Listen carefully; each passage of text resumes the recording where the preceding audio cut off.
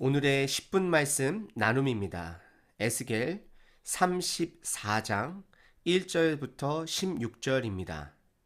여러분들 구약 성경하고 신약 성경의 가장 큰 차이점은 뭘까요? 그것은 바로 예수님입니다. 예수님께서 사역을 시작하셨고 예수님께서 제자들을 불러 모으셨고 예수님께서 하늘나라를 선포하셨고 예수님께서 하늘나라를 시작하셨고 돌아가셨고 살아나셨고 성령님을 보내주신 것이 구약과 신약의 가장 큰 차이점입니다. 일단 그것을 염두에 두시고 오늘 에스겔서를 함께 보시도록 하겠습니다. 하나님께서 그 당시 이스라엘 백성들의 리더들, 즉 왕들이나 지도자들에게 목자라는 비유를 드셔서 양떼를 먹이지 아니하고 유린한 죄를 묻고 계시고 하나님께서 직접 목자가 되어 주셔서 그 양들을 찾으시고 건져내시고 모으시고 꼴을 먹이시고 쉬게 하시겠다라고 하시는 말씀입니다. 1절서부터 6절에는 하나님께서 목자들에게 에스겔을 통해서 경고하시는 말씀입니다. 그 말씀을 보시게 되면 자기만 먹는 목자들의 임무는 양떼를 가꾸는 것입니다. 먹이는 것입니다. 하지만 오히려 양떼를 잡아먹었다라고 이야기를 합니다. 오히려 이스라엘 백성들을 이용했다라고 이야기를 합니다. 더 나아가서 하나님께서는 그들이 하지 않은 죄 또한도 고발하고 계십니다. 먹이지 아니하였고 강하게 하지 아니하였고 고치지 아니하였고 치료해 주지 아니하였고 그들을 찾아다니지 아니하였고 그들을 그냥 포악으로 다스렸다라고 이야기를 합니다. 목자가 없는 결과로 인해서 그 양들은 흩어지고 모든 들짐승들의 밥이 되어지고 아무도 찾는 이가 없다라고 하나님께서는 이스라엘의 지금 현 상황을 고발하고 드러내고 계십니다. 에스겔이 바벨론에게 끌려온 뒷 배경의 히스토리는 역사는 다음과 같습니다. 이스라엘 백성들이 원해서 왕을 세워달라 해서 사울이 세워지게 됐고요. 사울이 초대에 좋은 마음으로 하나님께 합한 자로서 시작을 했다가 하나님으로부터 멀어지는 왕이 되었고 하나님께서는 다윗을 세우셨고 그리고 솔로몬을 통해서 우상들과 불순종을 통해 이스라엘이 북이스라엘 남유다로 나뉘게 됩니다. 그리고 북이스라엘은 예루살렘 성전이 없으므로 본인들의 정치적인 이득을 위해서 그들만의 성전을 만들고 제사를 드리고 그러다 보니 우상으로 넘겨져 가면서 사실상 북이스라엘 모든 왕들은 악한 왕으로 결국에는 아수르에게 멸망을 당하게 됩니다. 그리고 북이스라엘보다 약 100년 조금 더 연장되어 있던 남유다 또한도 동일합니다. 남유다도 제가 기억하기로는 종교 개혁을 한 히스기야와 요시야 왕, 요 두 왕 정도만 머리에 남는 것 같습니다. 하나님께서 이스라엘 백성에게 왕을 허락하신 것은 왕을 통해서 그들이 백성을 섬기고 하늘나라를 확장해 나아가기 위해서 하나님께 허락해 주셨지만 왕들은 본인들의 이득을 위해서 백성들을 이용하고 돌보지 않은 것을 오늘 본문 말씀에서는 드러내고 있습니다. 7절서부터 16절까지는 그러므로 라고 시작하면서 하나님께서 직접 개입하시고 심판하시는 내용이 나오게 됩니다. 9절 말씀입니다. 그러므로 너희 목자들아 여호와의 말씀을 들을지어다. 나의 심판과 경고의 말씀을 들을지어다 말씀하시고요. 10절에 이어서 주 여호와께서 이같이 말씀하시되 내가 목자들을 대적하며 하나님께서 치시겠다 말씀하십니다. 그리고 내 양떼를 그들의 손에서 찾으리니 하나님께서 그들의 손으로부터 하나님의 백성을 구하겠다라고 말씀을 하십니다. 그리고 그 왕들에게 다시는 그 자리에 앉지 못하도록 하시겠고 다시는 그들이 그들의 배도 못 채우게끔 하시겠다라고 하십니다. 그러면서 11절서부터는 하나님께서 무엇을 하실지에 대해서 말씀하고 계십니다. 11절 주 여호와께서 이같이 말씀하셨느니라 그러시면서요. 흩어진 양들을 찾으시고 건져내시고 끌어내으시고 모아서 본토를 데려가시고 하늘나라를 만드신다는 뜻이겠죠. 그리고 꼴을 먹이시고 그리고 그들을 안전한 곳에 두시고 누워있게 쉬게 하신다라고 얘기하고 계십니다. 그리고 15절에 보시게 되면 내가 친히 내 양의 목자가 되어, 이제는 하나님께서 그들의 양의 목자가 되어주게 하신다라면서요, 너희들을 친히 쉬게끔 하신다라고 하십니다. 그럼 예수님께서 이 땅에 친히 오셔서 스스로 어린 양처럼 제물이 되어주시고 또 우리들에게 진정한 목자라고, 내가 길이요 진리요 생미라고 선포하신 그 말씀처럼 살아가고 있는 이 시대 사람들에게 저를 포함하여서 이런 질문을 한번 던져봅니다. 첫 번째, 지금 우리의 진정한 목자는 누구라고 생각하시나요?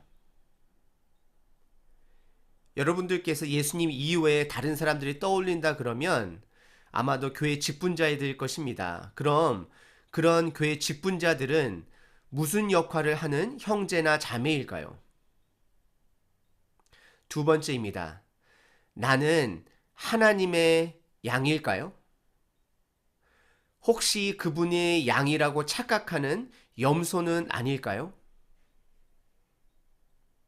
세 번째, 혹시 구약의 임금처럼 내가 돌봐야 할 양이 있다고 한다면 난 지금 돌보고 계신지요? 오늘 이 에스겔의 본문 말씀이 어떠한 특정의 사람에 대한 타겟으로 돌을 던지는 역할이 아니라 본인 스스로에게 한번 점검해 보는 시간이 되었으면 좋겠습니다. 제가 목회자로서 저의 죄의 고백입니다. 다시 한번 말씀드립니다. 제 마음의 의중은 어떠한 그룹을 향해서 돌을 던지는 것이 아닙니다. 우리가 각자가 결국에는 천국 가게 되면 직분 없이 다 형제 자매입니다. 잠시 잠깐 가지고 있는 직분 위치, 우리가 그러한 사람들로서 스스로를 돌아보는 시간 되기를 바랍니다. 첫 번째, 예수님의 복음을 전하는, 설교하는 자로서 때로는 복음으로 살아야 된다라고, 복음으로만 살 수 있다라고 이야기를 하면서 그렇게 많은 사례비도 아니고 적은 사례비도 아닌 어느 정도의 사례비를 가지고 때로는 그것이 부족하다 여겨져서 불평불만을 하는 제 모습을 발견할 때도 있습니다. 두 번째로 77년생 X세대로서 혹시 목회자로 살아가면서 그래도 제 삶의 기본, 기준이라는 것이 혹시 있는 것은 아닌지 돌아보게 됩니다. 예를 들어서 제가 입고 있는 옷의 브랜드, 운동기구들, 그리고 먹는 것들, 커피를 포함해서 건강 음식들, 혹시 제가 세워놓은 기준이 혹시 그것이 있지는 않은지 돌아보게 됩니다. 그리고 세 번째, 일단은 제 가족을 먼저 생각합니다. 어떻게 보면 당연한 것이겠지요. 하지만 어디까지 가족을 먼저 생각해야 될까요? 끝이 없습니다. 풀리지 않는 숙제입니다. 그리고 네 번째, 최근에 코로나 사태로 인해서 은행의 착오로 인하여서 사례비가 한 일주일 정도 후에 들어왔습니다. 그때 제 아내에게도 겉으로는 다 평안한 척을 했지만 속으로는 얼마나 조바심이 나고 걱정이 많았는지 모릅니다. 혹시 제 성도님들 중에서 직장을 잃은 사람들, 그런 사람들이 있을 때에 제가 저에게 당한 일처럼 그들에게 최소한 반이라도 안타까움을 마음을 가졌었는지를 돌아보게 됩니다. 그리고 마지막으로 교회에서 보여지는 저의 모습, 때로는 사람들이 저를 볼 때 이렇게 이야기하시더라고요. 좋은 뜻이 아닌 그냥 예스맨 그리고 일 중독자. 그렇다 그러면 가정에서 저의 모습은 어떨까요? 가끔 저는 다른 모습을 종종 발견하곤 합니다. 저의 정체성은 무엇일까요? 여러분들, 이 말씀을 제가 나누는 것은 특정한 그룹에게 돌을 던지기 위함이 아니라 자신을 돌아보기 위함입니다. 그러면서 우리 공동체의 죄 또한도 한번 돌아봤습니다. 가장 큰 것 중에 하나는 책임 회피의 죄입니다. 내가 스스로 예수님을 전하기보다 그냥 교회로 무조건 데려오고 있는 저희들의 모습은 아닌지요. 그러다 보니 예수님을 모르는 사람들로 가득 넘쳐서 저희가 무엇을 가르치고 무엇을 이야기를 하는지 모를 때가 참 많습니다. 그리고 내 자녀의 신앙을 너무 교회 사역자들에게 맡기는 것은 아닌지, 내가 마지막으로 자녀에게 복음에 대해서 가르쳐주고 나눠본 적이 언제이십니까? 나의 믿음 성장 없는 것이 다 남의 탓입니다. 그것이 목회자의 탓이던 기타 다른 리더들의 탓이던 다 남의 탓입니다. 그리고 내가 교회를 떠나고 믿음을 떠나는 모든 이유가 나에게 상처를 준 사람의 탓입니다. 하지만 분명한 것은 나중에 예수님 앞에 가셨을 때에 예수님께서 여러분들에게 물어보실 것입니다. 내가 너에게 명령한 것처럼 제자도의 삶을 살았니? 라고 물어봤을 때에 여러분들께서 저를 포함하여서 우리가 회피하는 것, 그거는 답이 변명이 될 수 없습니다.